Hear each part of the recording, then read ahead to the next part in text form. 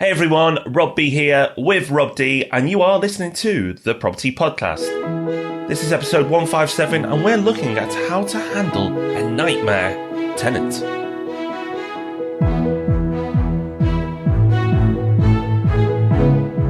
Yes, episode 157 of the Property Podcast. Thank you so much for joining us. For part 3 of our kind of lettings trilogy, we've talked about how to do it yourself so far. We've talked about how to let, how to manage. And we talked about that in the context of when things are just ticking along nicely, as most of the time it does. But every so often, things don't go quite as planned. You get a tenant who makes your life difficult. So today, we're going to be talking about how to avoid that situation, but when it inevitably happens, how to deal with it and stay sane. So it's the kind of episode that you hope that you're never going to have to use, but when it does happen, hopefully there'll be something useful in there for you. But before we get to that, lots to catch up on, Rob, because we had an episode last week, but through the trickery of podcasting, you weren't actually here. No, I wasn't. No, and I wasn't a double stand-in.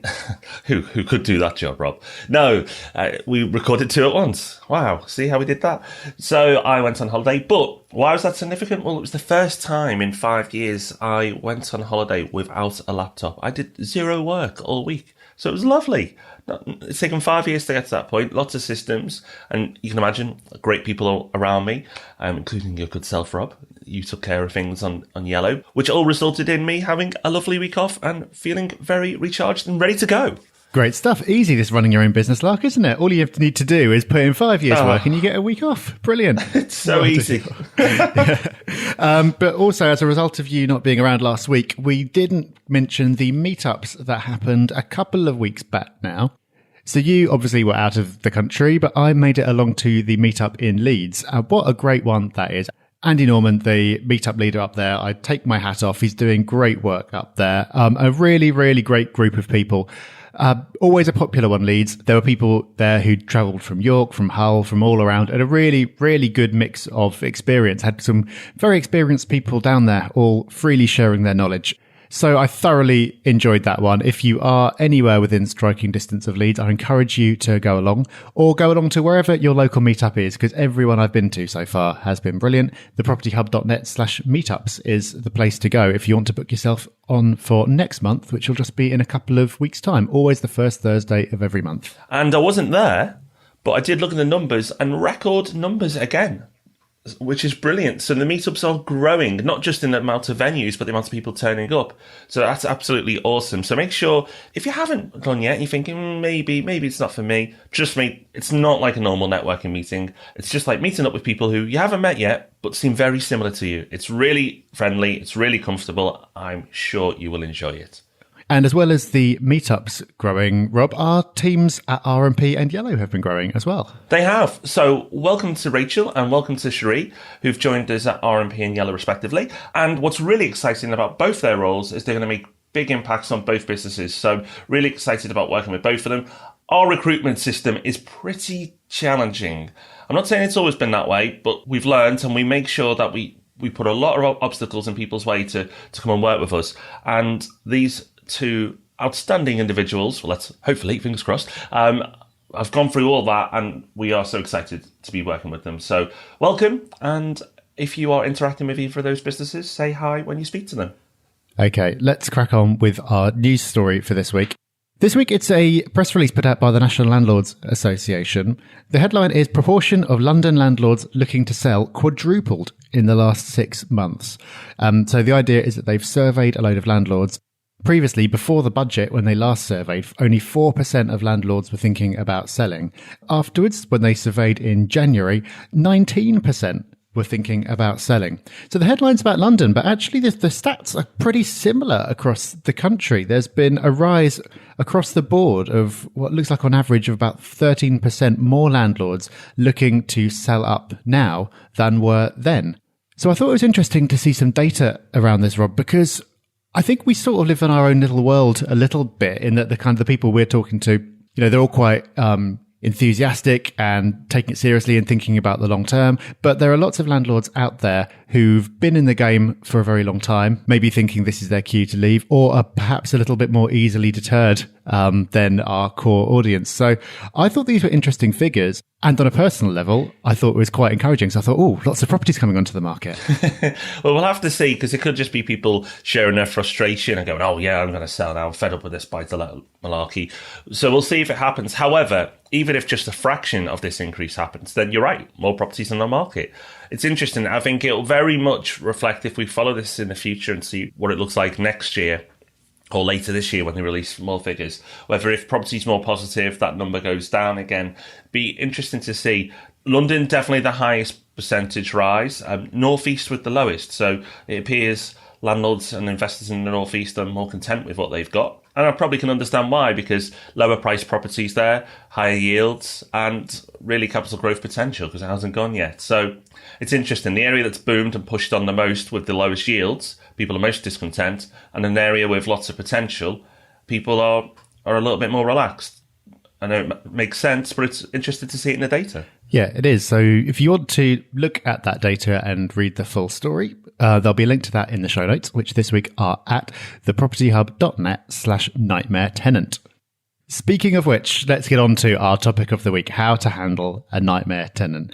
Now, before we get into all this, we're obviously going to do a little bit of tenant bashing in this because we can't avoid it. But it should go without saying that most tenants are great. But just like there are some bad landlords, but the majority are great, there are some bad tenants as well. And obviously, when you get one, it can really cause you problems. And Yellow has been a real eye-opener in terms of what tenants get up to.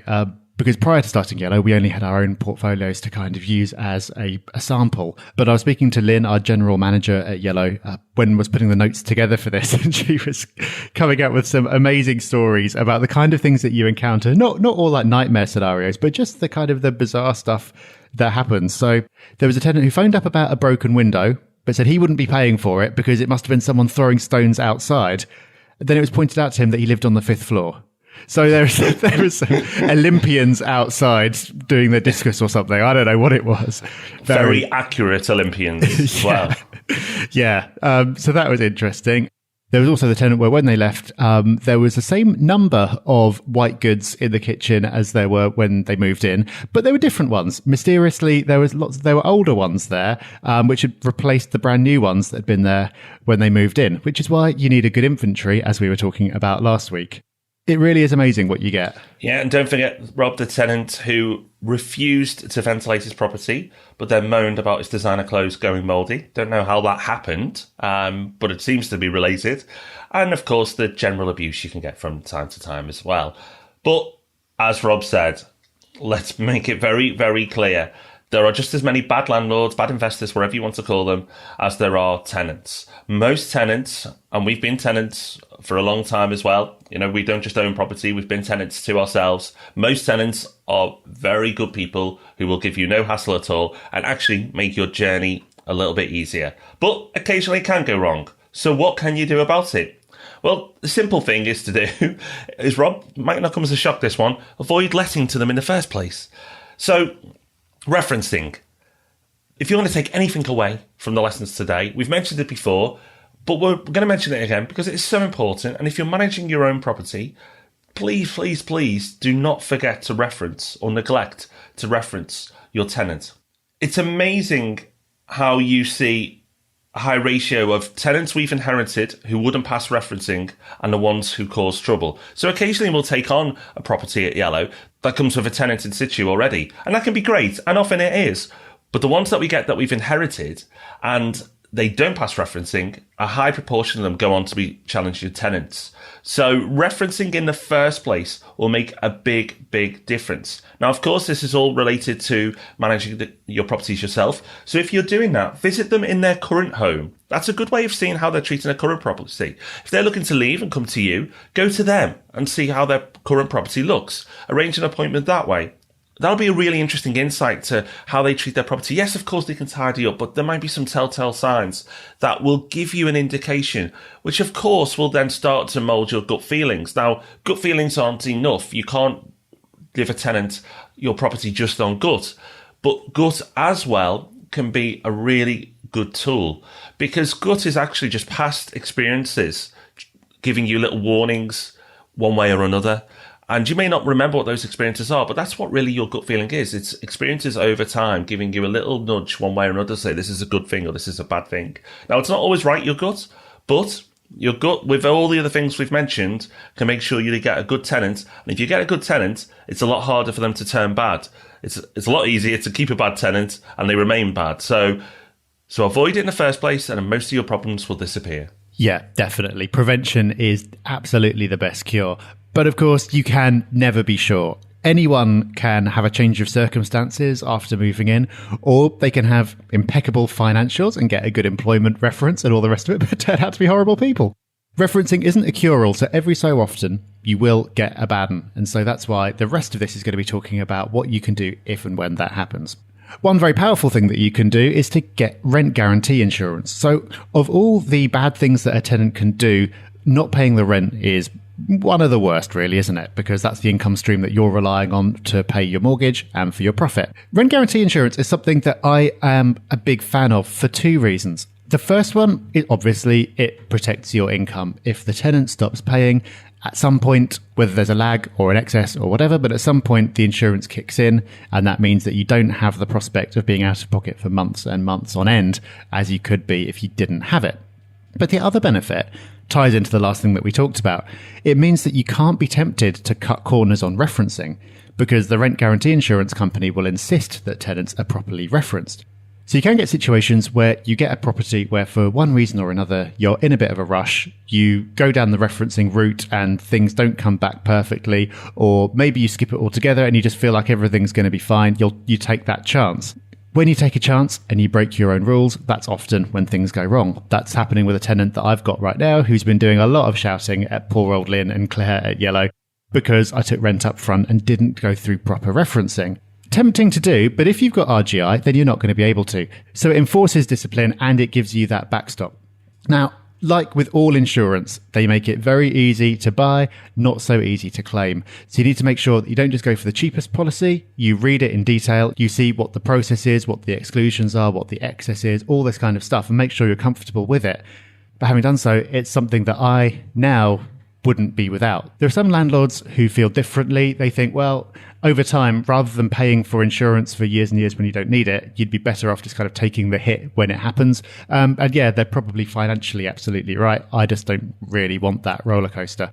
So that is one simple thing that you can do at the outset to remove or at least control that one very big risk. Now, be careful. Rent guarantees are not all created equal. Some are very, very good and comprehensive, and some just aren't worth having at all, and you may as well have just done it alone. Make sure you check all the detail, all the excess, how long it's going to get paid for, what they'll actually pay for, legal costs as well. Just check it all out. It's really, really important. But if you get a good one, it can make your life a lot easier. And another thing that can make your life a lot easier is processes. Now, you may have heard over the years that we're a fan of a process, but it really will boost your chances of success. And we mentioned a couple of these things last week, but they are important, so we will repeat it. Make sure you have a process for getting on top of rent if it's late. So don't leave it and hope that it's going to come in and avoid conflict. Set in your calendar, if you're self-managing, the day your rent's meant to be expected, and check your bank account. And make sure it pops up every month. And if you're one of those people that can get distracted, set a couple of reminders and check your bank account. If it's there, great, carry on. If it's not, take action and have a plan. So day one might be to email the tenant. If it's no response within 24 hours, then it may be a call. You can even create a little checklist to make sure you follow the same actions each time. So you'll train your tenant that they know that if they're ever late, you're going to be on them. Because if you let them be late once, they'll then get the impression that it's okay. Even if they had no intention of doing it in the future, they may get a bit lax because that's what you've encouraged and that's what you've allowed. So make sure you do that. The other thing is, make sure you get your maintenance requests in writing. So that allows you to create an audit trail. So you can go back, if you ever need to reference back to something, of all the work that's ever been done. So don't just call someone, send them out, get it done, and that's the end of it. Make sure you get it all in writing what's requested from the tenant, and make sure the jobs that are completed are detailed as well. So if the tenant ever says, oh, you didn't do this, you can go, well, actually, we did. One way people do this is they have a separate telephone line for their tenants, and every call is recorded. So any maintenance requests, wherever the interactions with the tenants, they do it that way. It's a little bit more hardcore, but I know it's been done. Yep, definitely a sound idea. Again, just like with the RGI, just some simple things that you just have to set up once and follow those systems, and it will save you a lot of trouble. Okay, so that's all preventative measures, but what if they don't work? What if you've got someone who is just being a real pain in the somewhere or other? Well, it can be very hard to keep your cool if you've got a tenant who's shouting at you or not paying or making unreasonable demands of some kind. But it's really important to keep it professional. Sinking to their level isn't going to make things any better. I feel like we're preaching to the converted on this one. Every listener of the podcast who I've met is a very sensible and rational person and knows how to conduct themselves. But just like there are bad tenants, there are bad landlords who will, if provoked, go round with their toughest looking mate, or they'll start shouting back or whatever. But it really won't help. You've got to keep everything factual. And again, in writing is best, because then you'll have a record of what's been said. And the benefit of keeping things factual and keeping things businesslike is it can actually solve things a lot more effectively. Nightmare tenants often seem to shout and cause a fuss and be difficult, thinking that eventually you'll just give up and the issue will go away and you'll let them do whatever they want. If you give them a reaction and you start shouting back, things are just going to escalate and it's going to end up horribly. But if you keep calmly referring them to the tenancy agreement that they agreed to and telling them what the consequences are if they don't do whatever it is that you want them to do, then often they'll eventually give up and do what you want. And this is something that Lynn at Yellow is so good at, just kind of having someone ranting on and just being very calm and factual and saying, okay, well, if that's how you feel, I understand, but you do realize that this is what's going to happen. It's a really hard thing to do. You might need to take up meditation, or you might need to go and do some martial arts to vent or something at the end of the day. Lynn does some fairly hardcore triathlon kind of stuff. This could be why. But it really, really does help if you are able to keep it on a professional and factual level. Get things in writing, get people to back you up and have evidence if you need to. It's going to get you so much further. Even though it's not as satisfying as telling them where to go, it will ultimately solve the problem. And it's no surprise, Rob, that Lynn said for our next Yellow team meetup, we should go to a meditation retreat. Yeah, there you go. Probably so we can't talk as well. Right. Next, leading very much on from that, know when enough is enough. Sometimes you can give tenants a chance. Sometimes you can give them more than enough chances, and you've probably gone too far to get things back on track. And sometimes they will take it, but you can easily get strung along. You have to know when it's time to cut your losses and move on. It's easy to say, it's not always easy to do, but when someone's violated your core values, your principles, what's important to you, more than once, or even once if it's strong with what they've done, you need to move away from them and get them out your lives as quickly as you possibly can. Now, of course, you can't just boot tenants out on the street, but if the options are there and you can get them out, why trying to fix something that can't be fixed? Just move them out as the earliest opportunity and start again. The great thing about property investment is, this particular strategy, letting property out, is that it's long term. You're in it for the long term. So don't let one tenant, who really is just a blip in your journey, ruin it for you. It's going to happen at some point, unfortunately, if you're in it for long enough and you own enough properties. But don't let it beat you down. Just move on, and your next tenant will probably be a lovely one. Yeah, it is really hard to know when to draw that line. You don't want to be a complete softie, but then you've got to be understanding to some extent as well, because, people are people. Sometimes things happen. Sometimes things go wrong. But I do feel like in general, landlords can get strung along for too long.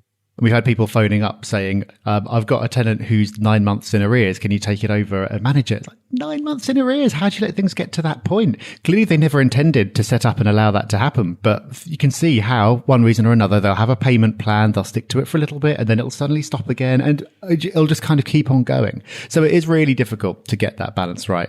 When that time comes for enough to be enough, and you want to get your nightmare tenant out, really, really important to understand your legal options, because as Rob alluded to, you can't just turn up, throw their stuff out on the street and change the locks. Not an option. What you have got is two different options, which you can use at different points. And they're called Section 21 and Section 8 procedures. They really should get fancier names for these things. Section 21 can only be used at the end of a fixed term. But the beauty of it is that as long as you've kept to your side of the bargain and you've met all your legal obligations, then it can't be contested. So you need to give 2 months notice. But once you've done that, so say that you've got a 12-month agreement. After 10 months, you give 2 months notice, which means after 12 months, that's it. They need to be out. If they're not out, there is a clearly defined legal process that you can follow, and it can't be contested. It can't drag on for all that long. It still takes a little bit longer than you'd like, but it gets there. If things go horribly wrong when you're only, say, 2 months into a 12-month agreement, obviously you don't want to be waiting around for all that time before you can get them out. And that's where you want to use a Section 8 procedure. You can use this at any time, but in order to use it, you have to prove specific grounds for ending the tenancy. So there's a number, I can't remember how many, like 17 or something, specific reasons that you can use, and you have to put on the form one or more of them. And then it's up to the courts to basically make a decision about whether to give possession or not. Now, because that discretion is there, it's challenging because they obviously don't want to make someone homeless if they can avoid it. And it's easier for a clever tenant to play the system a little bit and drag things out. And that's why we tried to issue initially 6-month tenancies, because it means that you know that if things all go horribly wrong, you can get tenants out earlier using Section 21 if it's not going well. Once that tenant's been in there and you want to renew, then that renewal can be for 12 months when you know that they're okay and trust has been built up. So it's very important to understand what your legal options are, because some people, I think, naively go into it going, oh, well, if it's going wrong, I'll just kick them out. But as we've just seen, even if you use the fastest procedure, you still need to give 2 months notice. Then it could easily take a couple of months for the process to go through. So you've got to be realistic about it. You've got to know what needs to be done so you can do it properly so you don't hit any obstacles. Now, amongst all that information, Rob gave you a real gem there. So if you're commuting and you kind of zoned out for a minute, make sure you note this one down if you're self-managing. Go for a 6-month tenancy first and then follow up with 12 months. Little tweaks and hacks like this will make your life as a property investor so much easier. So make sure you take that on board. It's a really, really solid tip. But if you're struggling and you're self-managing, get help. Because you don't have to do this alone. And I'm not saying go and work with a letting agent. Actually, go and join an association like the NLA or the RLA. They can help. They have advice lines which are really, really useful. They are there for landlords to help you, especially for legal issues like Rob's just talked above. You know, if that all sounds intimidating, they can be there to help. There are also people who are specialists in evictions, and you can use them for a Section 21 or 8 procedure. Even though it costs extra, it saves your time, which means you're less likely to make a mistake and slow things down. So you may go, oh, that's going to cost me that. But if you don't do it correctly, it could drag out for many months more, which is lost rent. So the specialists might be worth bringing in, especially if it's a sizable rent or a particularly difficult tenant. So consider both. But joining one of those associations, the NLA or the RLA, check them out. It might be worth it if you're self-managing. Of course, we'll link to it in the show notes. And finally, relax and move on. However careful you are, like we said, everyone gets a bad tenant occasionally. When that happens, it's a learning experience. Make sure you learn lessons from it. Take a look at the situation. See if there's anything that you could have done to avoid it happening. See if there's any way that you could have handled it better once it was happening. But once you've done that, don't dwell on it. Like Rob said earlier, this particular strategy, buy to let, is long term. It means if you've got someone who's causing you trouble for a few months, it might feel like it's a real pain at the time, but it's a tiny blip in your overall property investing career. So it's really important to know what you're doing, take appropriate actions, review things when it's all resolved, and then just forget about it and move on. And if nothing else, it'll make you grateful for the times when everything's going well. It will. And remember, don't be intimidated. If this sounds like, oh God, I was going to invest in property, but now this sounds like an absolute nightmare, I don't want any of that. One, this is rare. It doesn't happen a lot. Our experiences are exaggerated because not only have we been investing for a long time, but we also run a letting agent. So we get to see when things go wrong, which is how we can pass on our experiences. Also, you don't have to do self-manage. Now, yes, of course, you could expect us to say yellow lettings, but there are other letting agents out there as well. There's loads of them. So if you think, oh, this just sounds like too much work, then use a letting agent. But if you've been managing for a while or you're really passionate about managing yourself, these are great tips that you can use and utilize to make sure you don't get a nightmare tenant. And if you do, you now know what to do. So either way, hopefully, you'll be fine moving forward. But as I say, most tenants are very, very nice, and we're just highlighting it when it goes wrong. But this isn't frequent. This doesn't happen all the time. Well, a situation that never goes wrong is leaving us an iTunes review.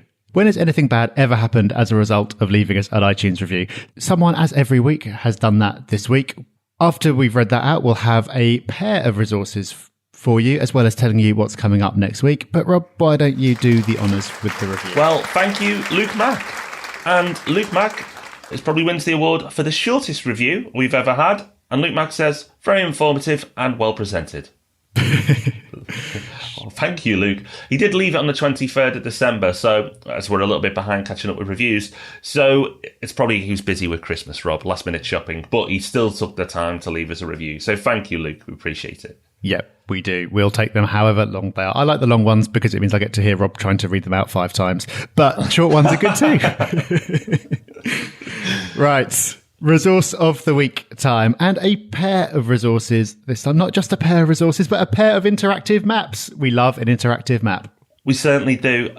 The first one, Rob, I think is really interesting because you can get it down to your local area. You can type in what type of property you have, the area you live in, and it will give you all the local information on the prices, the average price sales for that particular postcode. So you get a real good idea of what property should or shouldn't be going for in your area. Now, it's not going to be an exact science, but it is a useful tool. And the other thing I like, Rob, is it's a bit like a heat map with showing you where the more expensive areas are in the country and the areas with a little bit more value, which links to the other resource we've got as well. Yeah, the other one is very similar. Both of them from the Office for National Statistics. Try saying that after a few pints. This one shows you kind of a slightly broader scale how house prices have changed, but it's like an animated map that shows you how it's changed since 1995. And so you can just kind of sit and watch it, and you can watch the colours of the map change as it shows you how prices have developed over the last 20 years. And it's really cool because, like you said, Rob, before we started recording, it shows you the ripple effect really clearly. It shows you prices going in London first and then spreading out from there. It shows you what happened after the crash with things contracting in certain areas but not others. And then the map suddenly getting a lot darker again in the last couple of years as prices have gone a little bit nuts. But it's really interesting because we talk about this ripple effect all the time. In this kind of shows, it's not just something that we've made up. You can actually see it happening. So both of those, well worth checking out. All good fun. And you can find the link in the show notes, which are at thepropertyhub.net/nightmare tenant. So next week, we've got an interesting topic for you, and I think you'll enjoy this one. 5 things we did to become better property investors. So we're going to give you 5 key actions, 5 key things we did to become better property investors. So as I mentioned before, there was a real nugget in the show that Rob gave you how to manage your property that little bit better. Next week, we're going to go broader and give you 5 things on just to become a better property investor overall. Yes, it should be a good one. And prior to that, we're going to be seeing you again on Tuesday, hopefully, with another episode of Ask Rob and Rob. For now, though, thank you for listening. Don't have nightmares, and we'll see you again very soon. Bye-bye. Bye-bye, everyone. Thanks for listening to The Property Podcast. For show notes, all our past episodes, and to leave a review, go to thepropertyhub.net/podcast.